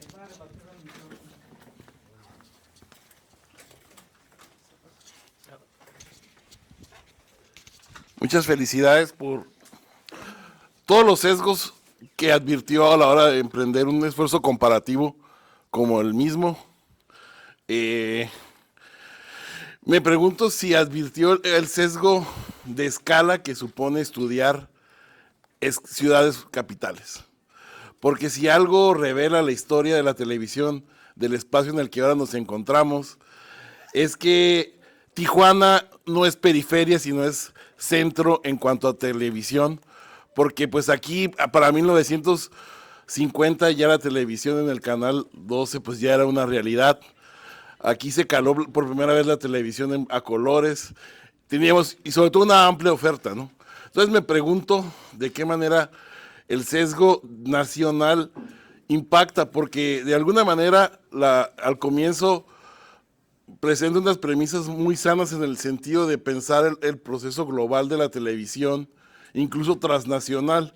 Sin embargo, hay poderes centrales que van a inhibir lo local, y lo que me refiero es de que para la década de 1960, 70, en Tijuana ya hay perfilado un televidente que es un televidente bilingüe, porque acá en Tijuana tenemos para la 1960 más de 8 horas diarias de televisión, de las cuales solamente 2 son en español. ¿Por qué? Porque estamos a un lado de Hollywood, ¿no? Entonces, el televidente va a ser nocivo, va a ser el pocho, va a ser el postmexicano. que en cierto sentido las empresas van a querer lo que tiene Tijuana, que es la amplia programación, pero a costa de inhibir a la experiencia local, no tanto nacional. Entonces, me parece yo antes de que saliera el libro, me parecía una tesis potente, pero ahora, al calor de un juego de escalas, un poco como lo que está haciendo Vanessa Freire en relación a la televisión satelital, ¿no? Aquí es muy común tener en el centro de Tijuana, pues la torre de receptora en la calle San Antonio de los Buenos, pero ya cuando elevas a televisión satelital, te permite inhibir esas experiencias locales, ¿no? Entonces, felicidades. Gracias, gracias. Gracias. Ok. Bueno, muchas gracias. ¿Cómo es su nombre? Disculpe. Víctor, muchas gracias por el comentario y realmente pues indispensable para justamente poner en jaque muchas de estas cosas. Por eso, quizá sea un blindaje de mi parte. Creo que también en términos de investigación hacemos todos ese tipo pues de estrategias o de tácticas para delimitar nuestro objeto de estudio y de alguna manera también saber hasta dónde los alcances, los límites y cómo poder hacer ciertas generalizaciones o cuidar ciertas generalizaciones, matizar, precisar. Sí, ciertamente son experiencias muy, muy capitalinas y capitalinas de centro, es decir, sin duda para el caso colombiano también lo que pasa en el Caribe es distinto en muchos sentidos. En México lo que pasa en Monterrey es diferente, lo que pasa en Tijuana. Y sin embargo, con lo poco que conozco, creo que el caso justamente de la frontera ofrece unas posibilidades de comprensión de otras dimensiones del tema muy estimulantes, porque yo sí estoy casi segura que si hay una experiencia de televisión transnacional en América Latina es la que tiene México, y la que tiene México por su cercanía con Estados Unidos y por la forma que tiene de introducir televisión y capital mexicano en la televisión de habla hispana muy pronto, desde finales de los años 50, también con Emilio Azcárraga, y de tener algún tipo de presencia en esos proyectos televisivos en Estados Unidos hablada en español, televisión hablada en español, pero a su vez con la interacción natural que en una zona como esta se da con las transmisiones de televisión estadounidense. Entonces, sí quizá el primer referente de televisión en Tijuana se da en inglés y no en español. También eso qué significa y qué significa para la comprensión de un tema como este y la forma tradicional que hemos tenido quizá en historia de acercarnos a la televisión entendidas como experiencias nacionales. Pues realmente una posibilidad de poner en entredicho esa condición exclusivamente local o exclusivamente nacional que tienen las apuestas de televisión, unas más que otras. Insisto, creo que México es un caso muy especial de trabajo por la cercanía con la principal potencia televisiva en Occidente por mucho. Aunque la televisión británica fuera un referente para también muchos casos en América Latina, era muy clara la impronta que tenía Estados Unidos.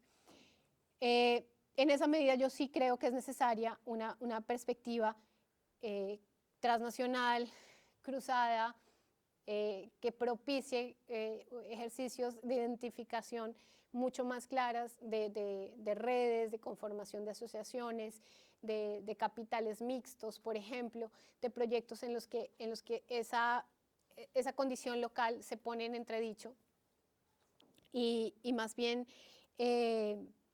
lo que se hace presente es una mezcla de experiencias locales, transnacionales, globales, que es muy propia de la televisión y es muy propia del carácter mismo que tiene el medio en su concepción genuina. Insisto, esta promesa que hace la televisión de conectar con el mundo está ahí presente desde la televisión experimental. Era la posibilidad de ver lo que estaba pasando en China, en Japón, desde la comodidad de tu casa, porque así lo dice la publicidad, pero era real. Estaba en la comodidad desde su casa la transmisión de pronto de los funerales de un papa o la posesión de otro papa. Es decir, estos mega eventos internacionales que también están ocurriendo, que por primera vez podemos ser testigos de ellos, los Juegos Olímpicos, los Mundiales de Fútbol. Entonces tiene esa condición de globalidad casi que en el ADN. Y sin embargo ocurre en un espacio doméstico, en donde todo está acotado a lo íntimo, aparentemente a lo muy, muy estrecho de lo privado. Y en contraste están estas interacciones mucho más ricas, yo siento, híbridas, de frontera, en la que hay televidentes bilingües, hay programación bilingüe, y hay unas condiciones técnicas para que las cosas se den de esa manera. Creo que sí es una beta de estudio muy importante por profundizar, por seguir trabajando y por contrastar con las experiencias quizá más de capitalinas tradicionales. Incluso lo veíamos ayer, algunas rurales, ¿por qué no?, que también nos den cuenta de otras experiencias y otros referentes de cómo se resolvió esta idea de estar frente a las pantallas y definir cómo se estaba frente a las pantallas. Entonces, muy importante lo que mencionas.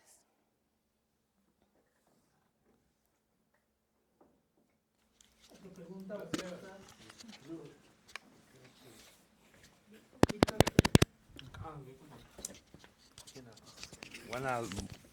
Buenas tardes.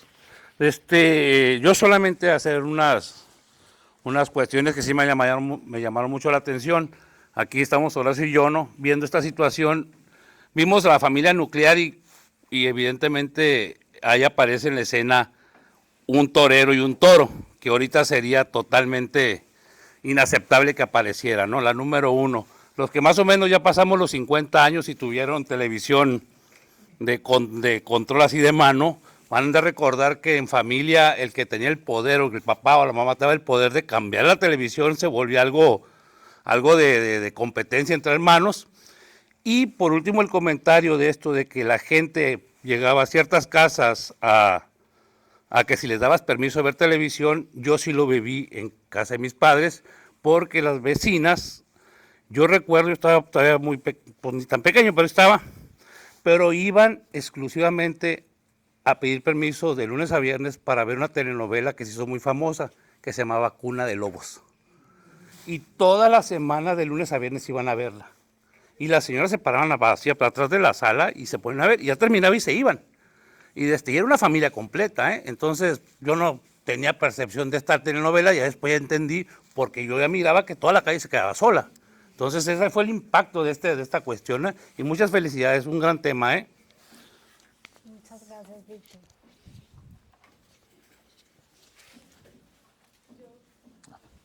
Sí, Diana.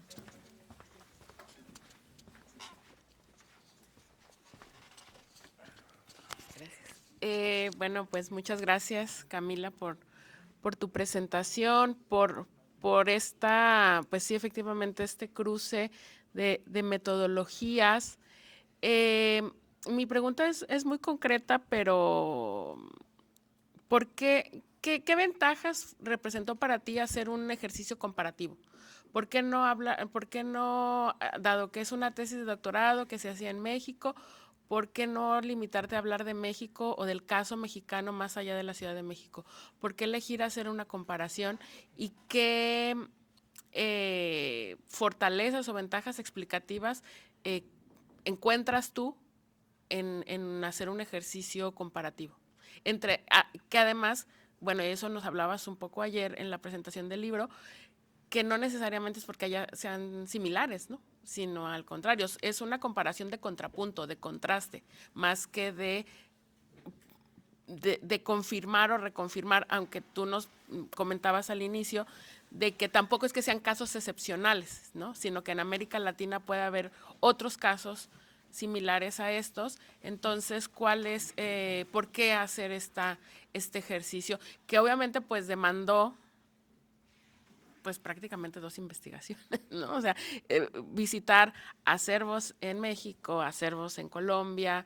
Esa es mi pregunta, además de felicitarte y pues agradecer tu presencia estos 2 días con la comunidad del Instituto de Investigaciones Históricas. Y bueno, aquí los compañeros que vienen del Seminario de Historia de Baja California de Ensenada, muchas gracias por venir y pues por asistir. Muchas gracias. No, mil gracias a ti por la pregunta y conectado también un poco con la intervención anterior. Bueno, en mi caso, la verdad es que sí parte de una curiosidad muy genuina de querer saber cómo funciona más o menos lo mismo en 2 condiciones, en 2 espacios de contexto y condiciones tan distintas, aparentemente antagónicas. Y en términos de ventajas, realmente a mí lo que me permitió fue esencializar una experiencia frente a la otra. O sea, quizá descargarla de sus particularidades o de sus condiciones tan especiales, tan únicas, que quizá la hacían merecedora de un estudio distinto al del resto. Y el contraste realmente lo que facilita es identificar cómo no son tan distintas pese a sus condiciones de base antagónicas, y al mismo tiempo sí ser mucho más enfático con aquello que sí les es muy particular, aquello con lo que definitivamente sí hay un punto de diferencia profundo de concepción, donde sí se está marcando una forma de resolución diferente en algunos temas. No tenemos, por ejemplo, en el caso de Colombia, esta experiencia transnacional que se facilita en el caso de México desde muy temprano. Y creo que eso marca una impronta clave, porque sí tiene, por ejemplo, el caso de México, y esto ya quizá posterior a la segunda mitad de los años 60, ya más abocados a los Juegos Olímpicos, una forma de estar de México en el resto de América Latina a través de la industria televisiva. Y esto lo hace muy potente. No tiene esa misma dimensión el caso de colombiano. Es una televisión muy local, mucho más regional incluso, muy centrada en el público interno, porque ahí estaba el foco de su razón de ser. Y México viene exportando telenovelas y programas desde muy temprano, cuando el videotape ya se vuelve una realidad, tiene esa posibilidad de comercialización y lo consigue. Entonces, de pronto lo que el ejercicio permite es ser muy enfático con esas diferencias y esas particularidades, y al mismo tiempo un poco más descreído y desmitificar ciertos elementos esenciales o que se ven como muy esenciales en cada uno de los casos. De los televidentes y estas prácticas cotidianas, realmente no hay unas diferenciaciones así abismales entre un caso y otro, pues hacer una televisión pública y una televisión privada. Las entrevistas, las experiencias tampoco son tan distintas, pese a esas condiciones tan diferentes de base que tenían los 2 modelos televisivos. Y creo que aunque sí es un esfuerzo doble en cuanto a la revisión de fuentes y el contraste y la lectura, el de tocar base con distintas instancias desde donde se puede hacer la investigación documental, quizá esa sea la más demandante. Creo que sí abre muchísimo el panorama. Es decir, sí da una dimensión de las cosas un poco más amplia, un poco más escéptica también, sí, un juego de posibilidades pues mucho más diversificada de temas, de investigación documental, de historiografía. Es un esfuerzo adicional, pero creo que vale toda la pena. Y lo que sí creo es que estuvo basado en una delimitación muy consciente del objeto de estudio. Es decir, lo hablábamos ayer con Ramiro y con Jorge, es decir, no es una historia de la televisión, porque la historia de la televisión en el sentido amplio, estricto de la industria del medio en general, en este caso contrastado, creo que hubiera exigido otro tipo de investigación y otro tipo de apuestas. Mi investigación, por ejemplo, acá tiene que ver específicamente con la experiencia del televidente y ese televidente que se está formando, que está apareciendo en el radar, digamos, del ecosistema mediático de la época, ¿no? Y en el caso del libro, era muy puntual, o sea, lo que me interesaba era estas lecturas morales donde la institución religiosa, en este caso la Iglesia Católica y el laicado organizado, tenía respecto a la televisión. Entonces hay un filtro que empieza a afinarse cada vez más y que hace más viable el contraste, porque si fueras toda la historia de la televisión o toda la historia del laicado organizado, sí sería mucho más demandante en el trabajo de fuentes y en fin. Y bueno, creo que esos ejercicios acotados también son muy buenos. Ahora sí debo decir que de pronto ciertos momentos en los que quizá no sea el de la tesis, pero en el que nos permitamos hacer como unas miradas un poco más panorámicas, de mirar un poco más desde ciertas generalidades sin caer de pronto en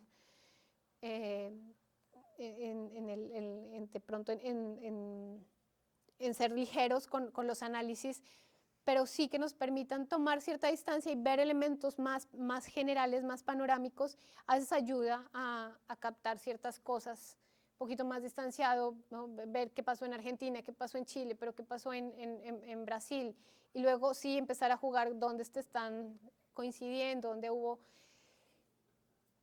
con ciertos, de pronto eso ocurre ya después que conocemos con mucha profundidad ciertos casos, que ya uno se permite ver en esos otros países cosas muy específicas con las que ya sabe que tiene conexión con sus propios objetos de estudio, ¿no? Pero sí, muchas gracias a ti, Diana. Por acá y por acá.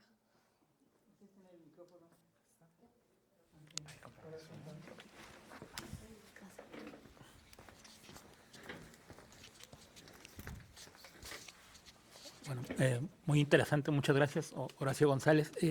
Me preguntaba, se me hizo muy interesante lo que mencionó de UNESCO, ¿no?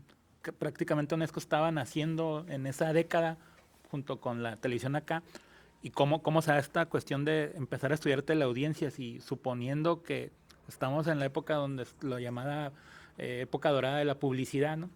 Mi pregunta es, estos constructos de conocer la audiencia, digamos, no sé si fue la publicidad la que permitió el estudio, si eran los aparatos que medían las radioaudiencias, o cómo fue, digamos, que comenzó a estudiarse, porque se me hace bastante interesante que ya de origen, pues, y que esté alguien, una institución como UNESCO, pues también es importante, ¿no?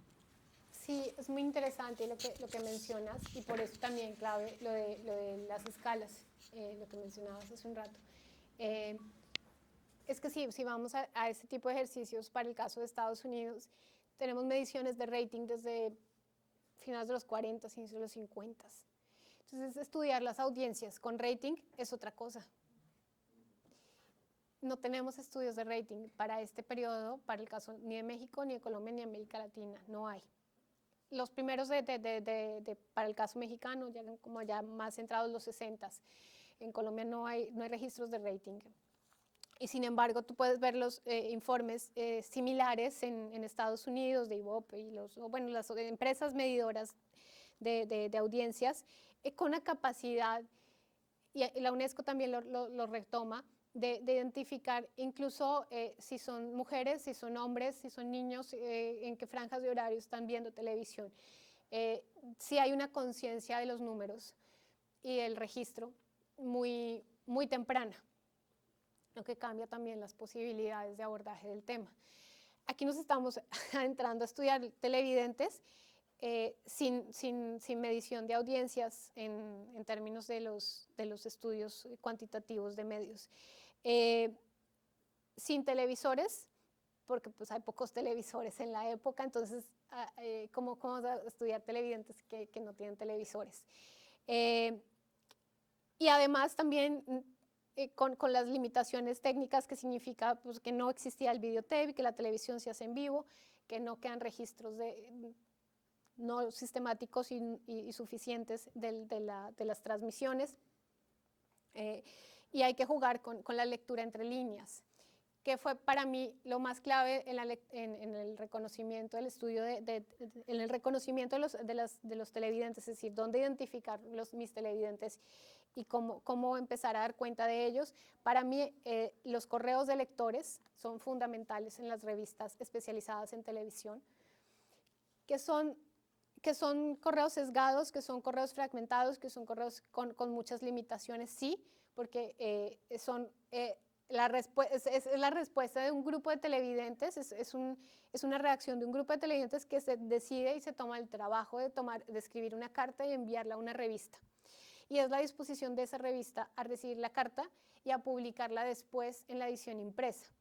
Entonces, para que esa carta salga, pasaron muchos filtros y no me imagino cuántas se quedaron sin publicar, que posiblemente nos estén contando otras cosas que no aparecen ahí. Y sin embargo, esas pocas nos permiten hacernos una idea de cómo había unas ciertas pautas de conducta frente a la pantalla. Y el otro elemento fue la forma como esas audiencias estaban siendo leídas por otros actores, entiéndase, ¿no? Las mismas revistas especializadas, los moralizadores de la época, que en ese caso las organizaciones laicales que tenían la Liga Mexicana de la Decencia, que tenía gente viendo televisión y escribiendo y también trabajando con la Oficina de Gobernación para hacer las identificaciones de los programas que de alguna manera estuvieran haciendo un uso indebido de los símbolos patrios, de los temas políticos, de los temas morales, etcétera, en fin, de comportamiento. Y el último, quizá, desde mi punto de vista, tiene que ver con ir a preguntarle directo al televidente de la época. Todavía tuve oportunidad de hacerlo. Hoy diría que eso ya es muy complicado, pero yo las primeras entrevistas que he llegado a hacer a televidentes, pues las primeras quizá fueron en el año 2012, quizá 2013. Entonces entrevistaba a personas de la tercera edad, o decir de la tercera edad, pero no tan mayores, que tenían recuerdos de su infancia, y otros un poquito mayores, que quizás estaban en una etapa de adolescencia o de sus primeros trabajos todavía. De ahí acá, pues 13 años, 14 años, seguramente que algunos ya no están con nosotros, otros ya se les van olvidando las cosas, etcétera. Pero sí me tomé el trabajo de hacer entrevistas muy pormenorizadas con perfiles distintos de personas que pudieran contarme su experiencia con el primer televisor, dónde estaba, quién lo compró, cuáles fueron las condiciones, en qué circunstancias, cómo lo veían, en fin, ese trabajo específico. Y el otro trabajo con los televidentes fue con encuestas, y en ese sí me permití hacer un ejercicio específico. Les comento para este caso y otro trabajo que había hecho sobre telenovelas en el año 58, que son las primeras telenovelas, las primeras 3 telenovelas en México. Fue una encuesta que avancé en la Universidad de la Tercera Edad en la Ciudad de México, y lo que hicimos fue justamente rastrear específicamente ciertas prácticas televisivas respecto a las telenovelas y las primeras telenovelas con las que habían tenido interacción esas personas. En ese momento logramos también capturar información sobre sus primeros recuerdos de ver televisión, de tener interacción con el aparato de televisión. Y sí, en ese sentido logra uno, claro, concentrar un grupo etario muy especial que puede darnos cuenta de este periodo en particular. Sesgado, por supuesto, universidad de la tercera edad, es gente que posiblemente ya tenía otra carrera universitaria o no había tenido carrera universitaria, pero sí tiene un cierto nivel de alfabetización, que tiene unos intereses personales de crecimiento intelectual, educativo, etcétera, que quizás es distinto al de otro sector de la población de la tercera edad, en fin, de un sector incluso socioeconómico particular en la Ciudad de México. Otro quizás sería la experiencia en otros espacios. Y el último, cuanto a ir a preguntarles, tiene que ver con esto, lo que decían la misma gente que trabajó en la televisión, ¿no? Fábregas, en fin, tantos otros que cuentan muchas de estas historias. También debo decir que yo me encontré con dos cosas y con eso termino rápido. Y que ha sido parte como de pasar, en el pasar de los años, donde me he empezado a capturar a mis televidentes. Cuando aparecen, por ejemplo, los videos en YouTube de, no sé, el teleteatro de Cachirulo, y de pronto aparece 30 segundos de Cachirulo, de pronto aparece algún dibujo animado de la época. Me acuerdo mucho de Las Rejas de Chapultepec, porque es una de las canciones que más se repiten en esos videos. Los comentarios de los que participan son bien interesantes. Entonces de pronto dicen, sí, mi papá trabajó en tal lado, sí, yo me acuerdo porque yo pagaba tanto por ir a ver a Cachirulo. Bueno, no, en fin, empiezan a salir anécdotas y cosas que entre líneas, claro, no doy por sentado que sean elementos de verdad, es decir, aquí también hay una distancia, yo creo que también un empirismo documental que tendríamos que tomar con pinzas, pero sí la posibilidad de leer entre líneas y tener como un radar abierto siempre ayuda muchísimo. Y lo último es que en estas revistas que son realmente interesantes de televisión de los años 50, en el caso mexicano, en el caso colombiano es un poco menos porque televisión pública dependía mucho, era de boletín de programas. Uno, la aparición de críticos de televisión con ojos muy afinados y muy interesantes, críticos de televisión. Y dos, entrevistas a los televidentes que son fantásticas y que nos encontramos en varias de estas páginas. Las revistas preguntándole a gente común qué le pareció tal programa, qué opina de la televisión de la mañana, en fin. Y tenemos ahí opciones de leer entre líneas, pero sin la fantástica opción de tener las mediciones de rating, que esa sería otra historia. Pero, yo por allá otra pregunta.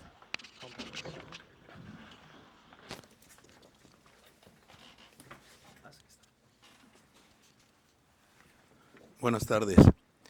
Felicidades.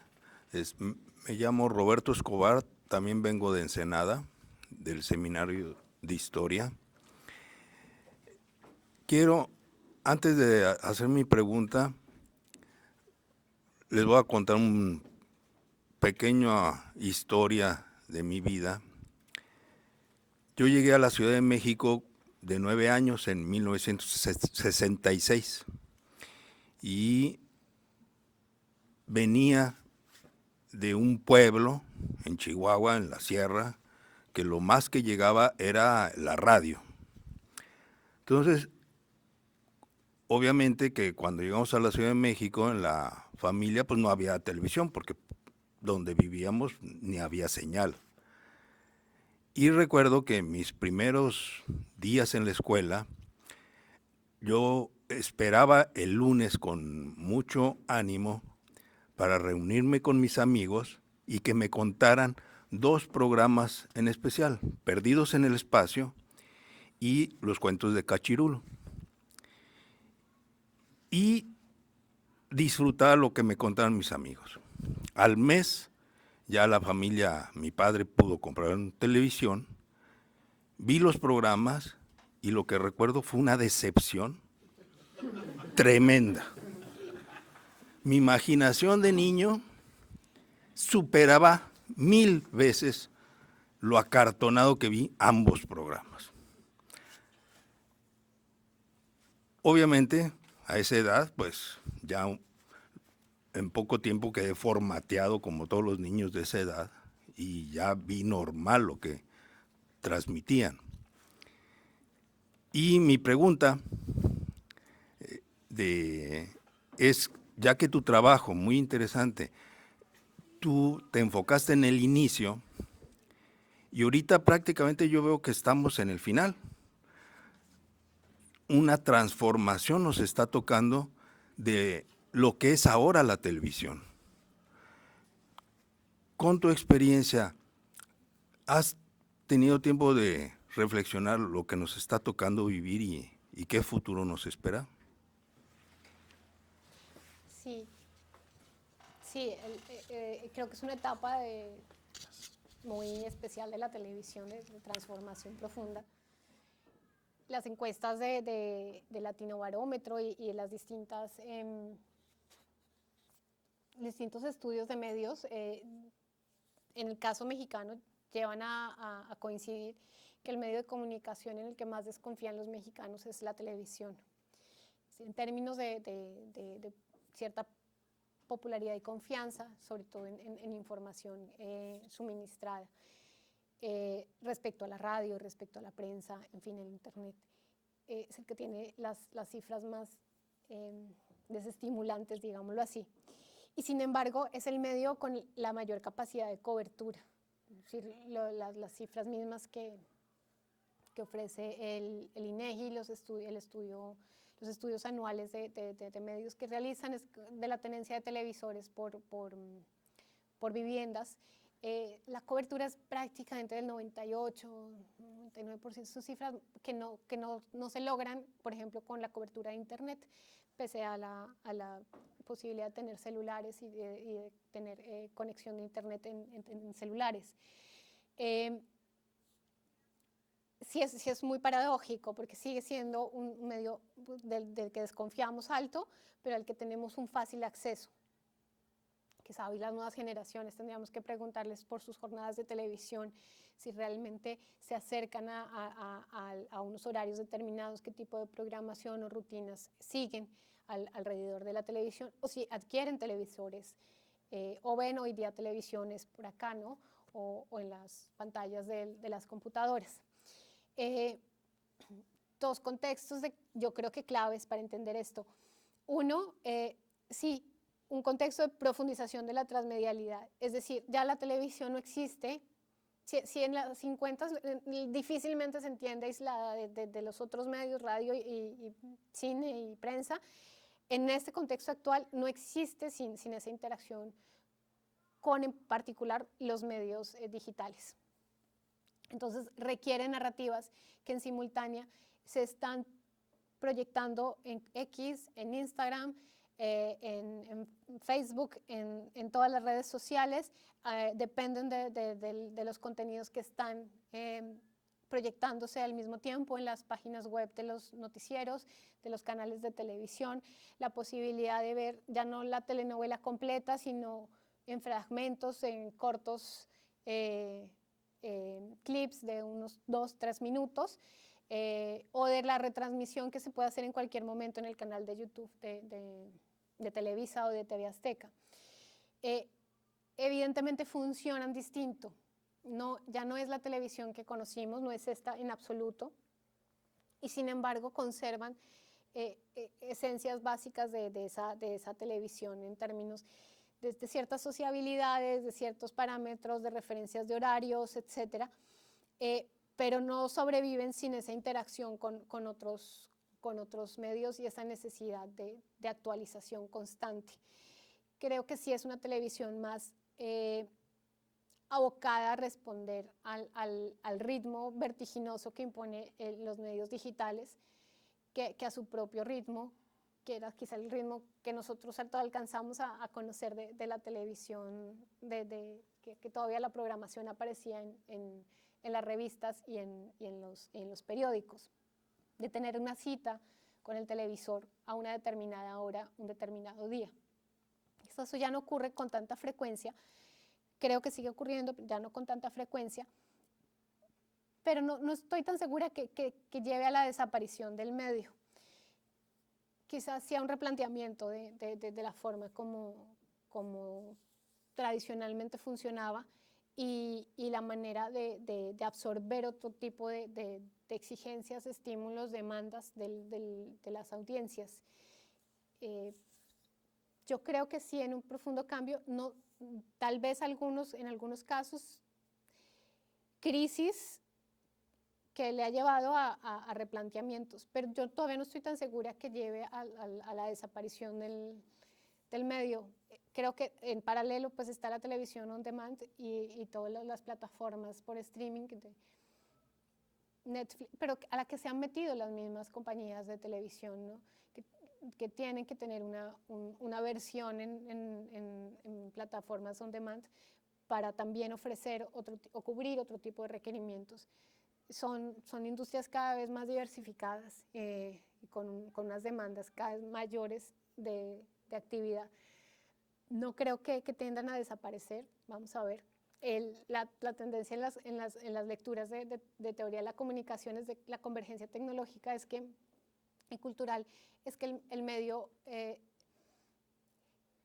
que llega no es desplazado o no desplaza los medios anteriores, lo que logra hacer es como una armonización de todos esos medios. Yo creo que le pasó un poco, cuando llegó la televisión decían se va a acabar la radio o se va a acabar el cine, y no se acabó ni la radio ni el cine, funcionaron distinto, siguen funcionando distinto. Vamos a ver qué pasa con lo digital y la televisión. Yo creo que no la desaparece, pero sí le obliga a funcionar diferente.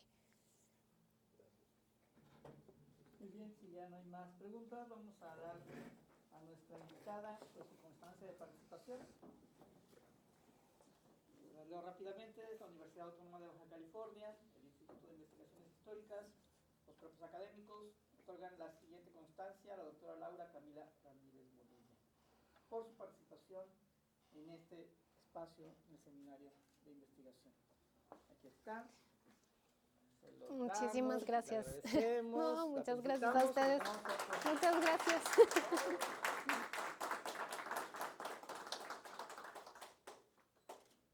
Muy bien, y pues les agradecemos a todos ustedes su asistencia. En marzo tenemos otra sesión y pues espero que nos estarán acompañando. Muchas gracias. Muchísimas gracias a ustedes, de verdad, por todo. Gracias, Ramiro, por la invitación, la disposición de todo esto.